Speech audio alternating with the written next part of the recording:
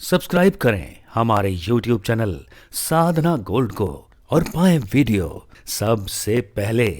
और हाँ, bell icon दबाना ना भूलें। पति था और एक पत्नी, दोनों बड़े प्यार से रहते थे।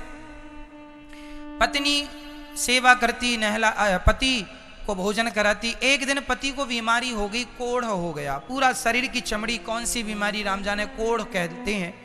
पूरी चमड़ी गल गल गल के गिरने लग गई, मावाद निकलने लग गई, शरीर से दुर्गंध निकलती, पूरे शरीर में मक्खियां भिन भिनाती रहती। लेकिन धन्य है वो पत्नी कि अपने ऐसे गंदे पति, जो कि बीमार था, भयंकर वाला, बिस्तर पर लेटा लेटा मलमूत्र करता, ऐसे पति को वो नहलाती धुलाती, कपड़े पहनाती, मतलब पूरा बिना घृणा के अपने पति की सेवा करती। और पति का सम्मान, क्योंकि वो पतिव्रता थी। एक दिन उसका पति सर्दियों के समय धूप में बैठा विटामिन डी ले रहा था, धूप ले रहा था। तभी सामने से उसी गांव की वैश्या नाचने राजा के यहाँ जाती थी। तो राजा के यहाँ वो सज धज के वैश्या गुजरी। तो ये कोढ़ी आदमी वैश्या को देखा, आ रही थी, बड़ी सुंदर है। देख करके उसका मन उस वैश्या में चला गया। वाह वाह वाह, कितनी सुंदर है। उसकी कामना हुई कि काश ये मुझे मिल जाती, जबकि खुद की पत्नी बिल्कुल पतिव्रता थी, सती थी। लेकिन मन तो मन है, कह चुका हूं, मन लगा गदही से तो परी किस काम की। ये मन की बातें हैं, मन कब किसका बिगड़ जाए। फिर कहूंगा कि भगवान किसी का ना बिगाड़े मन। उस पुरुष का मन बिगड़ गया और उस महिला में चला गया। अब वो तो वैश्या थी ना, और ये तो कोढ़ी था, चल तो सकता नहीं था। वैश्या चली गई, पर उस वैश्या का रूप इसके मन में बस गया। उसी का ध्यान करता, उसी का चिंतन करता, काश मिलती, काश मिलती।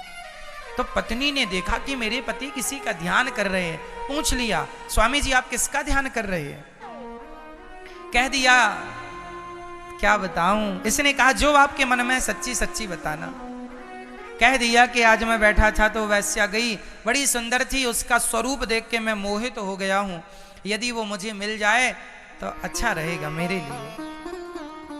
अब ये पति अपनी पत्नी से कह रहा है कि मुझे, मेरा मन वैश्या में चला गया। अब सोचो कि आपका पति बोले कि मेरा मन वैश्या में चला, तो आप तो तुरंत पिटाई कर दोगी। ले, परंतु धन्य है वो नारी, बोली मैं आपकी कामना जरूर पूरी करूंगी।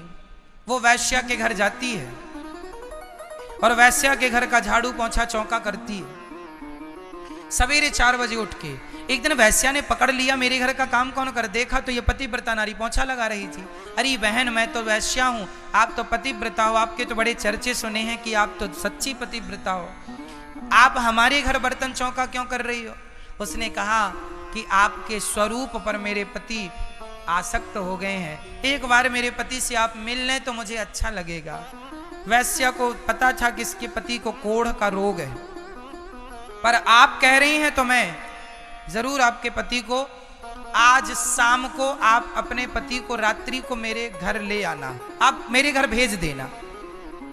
वैश्या ने कह दिया, आज रात को भेज देना। अब सती गई, अपने पति से बोली, आज रात्रि को आप चले जाना। अब ये शाम को तैयार होके और बढ़िया चलने लगा। बहुत स्वस्थ तो नहीं था, पर वासना ऐसी है कि स्वस्थ तो था नहीं, पर चल पड़ा।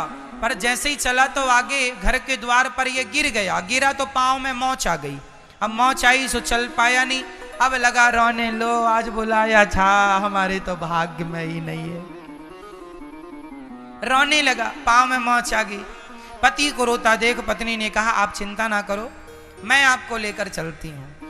तो पत्नी ने अपने पति को कंधे पर बिठाया और जंगल के रास्ते से चली कि गांव के लोग, अब सोचिए पत्नी के कंधे पर पति बैठा है और पत्नी अपने पति को कहां ले जा रही है? वैश्या के घर में। अब वो गांव के अंदर से तो जा नहीं सकते, क्योंकि जमाना प्रश्न करेगा कहां जा रहे हो ऐसे। तो जंगल के रास्ते से वो चली। वैश्या का घर गांव के बिल्कुल पीछे था और जंगल का रास्ता वहीं निकलता था।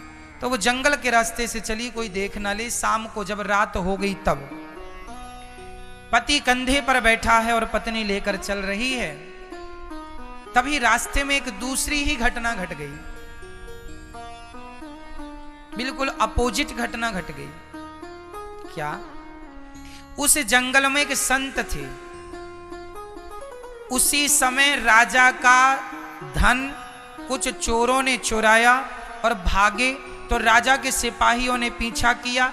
राजा के सिपाहियों ने वो धन संत की कुटिया में छिपाकर जंगल में छिप गए। राजा के सिपाही आए, राजा का धन बाबा की कुटिया में पाया। उन संत का नाम था मांडव्य। तो मांडव्य ऋषि को उन सेनापति ने कहा, इसके कुटिया से धन मिला है, लगता है ये बाबा ढोंगी है, धन चुरा के और बाबा जी बना बैठा है। तो वहां पर राजा के जो सैनिक थे, प्रधान सेनापति ने सूल गाड़ा और कहा कि बाबा को दंड मिलना चाहिए। साधु को सूल पर बिठा दिया। सूल जानते हैं, पैना होता है, नीचे से चुभता हुआ बाबा जी के सिर से निकल गया। सेना तो चली गई धन लेकर, पर बाबा की समाधि असली थी। संत सच्चे संत थे, उनकी समाधि खुली नहीं, सूल चुभ गया। उसी समय ये पत्नी अपने पति को कंधे पर बिठाकर जा रही थी और अंधेरी रात थी। तभी पति का पांव, पति का सिर संत जी, अब संत जी सूल पर लटके हैं, तो उनका पांव इस कोढ़ी के सिर से टकरा गया और टकराया तो बाबा जी की समाधि खुल गई। बाबा जी ने श्राप दे दिया, जिसने मेरी तपस्या भंग की है, जिसने मेरा स्पर्श किया है, सूर्य उदय होते ही मर जाएगा। अब तो कोढ़ी रोने लगा, हे भगवान हम तो गए, न वैश्या मिली न सुख मिला, ये प्राण और चले गए। पत्नी ने देखा, उस पतिव्रता नारी ने कि मेरे पति रो रहे हैं, पति को बिठाया नीचे और बोली कि आप मत रोइए, ये घटना सतयुग की है। कहा मत रोइए। उस पत्नी ने अपने भगवान से कहा, हे विधाता, यदि मैं सच्ची पतिव्रता हूं और मैंने अपने पति को छोड़कर, पति के सिवा मैंने कभी किसी पराये पुरुष का चिंतन ना किया हो, तो जब तक मैं ना कहूं सूर्य उदय ना हो, क्योंकि सूर्य उदय होगा तभी मेरे पति मरेंगे, तो आज से सूर्य उदय ही नहीं होगा। भक्तों, पद्म पुराण में लिखा है 48 घंटे हो गए, हाहाकार मच गया, सूर्य भगवान का पता नहीं था। एक पतिव्रता नारी अपने पातिव्रत धर्म के बल पर सूर्य की गति को रोक सकती है, ये ताकत भारतीय नारी अर्थात पतिव्रता नारी पर है। पति भले रास्ता भटक जाए, पत्नी अपने रास्ते पर बनी रहे तो ईश्वर उसके साथ है। अंत में बहुत समय हो गया, हाहाकार मच गया।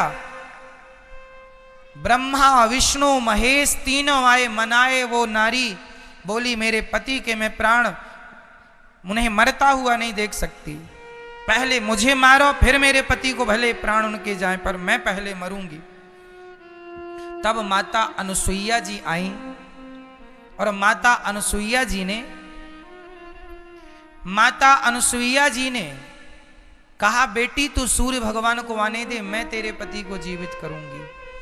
सूर्य भगवान को आने का आदेश दिया। उस पतिव्रता नारी ने सूर्य की पहली किरण पड़ते ही श्राप के कारण इनके पति मारे गए, पर हाथ में जल लेकर माता अनुसुईया ने कहा, हे विधाता, यदि हम सच्ची पतिव्रता हैं तो इसका मरा हुआ पति जीवित कर दो। मरा हुआ पति उसका जीवित हो गया, जीवित ही नहीं उसका तन मन सुंदर हो गया, मन भी सुधर गया, तन कोढ़ का रोग ठीक, दोनों एक सुंदर विमान पर बैठ के शरीर के साथ भगवत धाम को चले गए।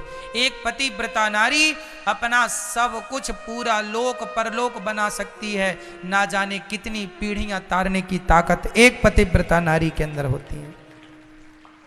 भागवत जी 21 पीढ़ी तारती हैं, और मैं कहता हूं कि एक पतिव्रता नारी के बल पर तुम्हारी सैकड़ों पीढ़ी तर जाएंगी, सैकड़ों पीढ़ी तर जाएंगे। एक पतिव्रता नारी का यह बल है।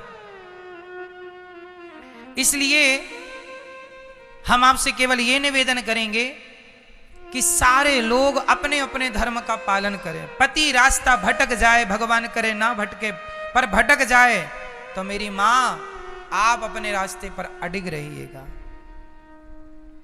पति, जो नारी अपने पति को परमेश्वर जानकर भजती है, जो पति को ही भगवान, यदि भगवान पत्थर से प्रकट हो सकते हैं तो आपके पति के भीतर से भी प्रकट हो सकते हैं, ये विश्वास होना चाहिए। अब रही बात तुम्हारा पति गलत रास्ते पर है, हां, तो उसके कर्म दंड वो भोगेगा। तुमने कोई पाप किया होगा किसी जन्म में, इसलिए तुम्हें ऐसा गलत पति मिला है, पर अब तो तुम पतिव्रता बन के अपनी गलतियों को सुधारना चाहिए कि नहीं? बोलो हां या ना, हां या ना? अपनी गलतियों को, हां, हमने कोई कर्म किए होंगे बुरा, इसलिए आज हमें पति और पत्नी और परिवार में कुछ लोग बुरे मिले हैं, पर अब तो अच्छा गलतियां सुधारो, अब तो अच्छा करो। ये नहीं कि और गलत हम करते जाएं, ये तो किसी समस्या का समाधान नहीं है। इसलिए